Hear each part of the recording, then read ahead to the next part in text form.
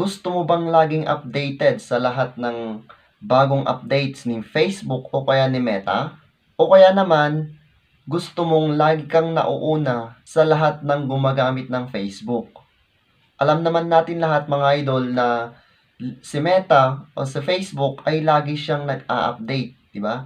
O kaya naman, may bagong features na magpapaganda para sa atin na Facebook users, lalong-lalo na sa mga content creator kagaya ko. Panoorin mo to idol para malaman mo kung paano. Yo, this is Lucas for 23rd tutorial video. Tama ang desisyon mo idol na pinagpatuloy mo ito. Ngayon, sasabihin ko sa iyo ang pinaka-importanting dapat malaman ng isang creator. Oo, idol. Meron pong ino-offer si Facebook, kasama mo na po yung mga developer dito. Dito idol, magjo-join ka lang. Kumbaga kung nakapag-join ka na, kasali ka na sa mga unang gagamit sa mga bagong features o kaya naman sa mga bagong updates ni Facebook o kaya ni Meta.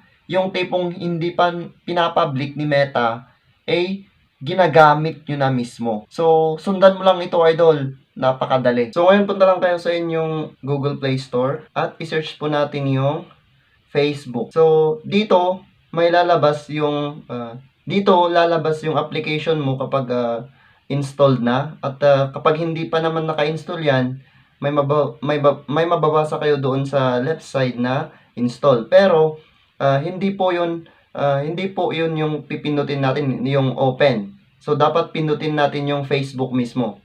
Scroll down nyo lang mga idol, may lalabas dyan na may mababasa kayo na you're a beta tester. Okay, so dito, kapag hindi ka pa nakapag-join dito, may mababasa kayo na join at saka learn more. Pero sa akin kasi naka-join na ako mga idol, kaya leave yung nakalagay dito. Okay, so babasahin lang natin tong sinabi ni Meta mga idol. You will see new features before the public does. Give your feedback to the developers to help them improve.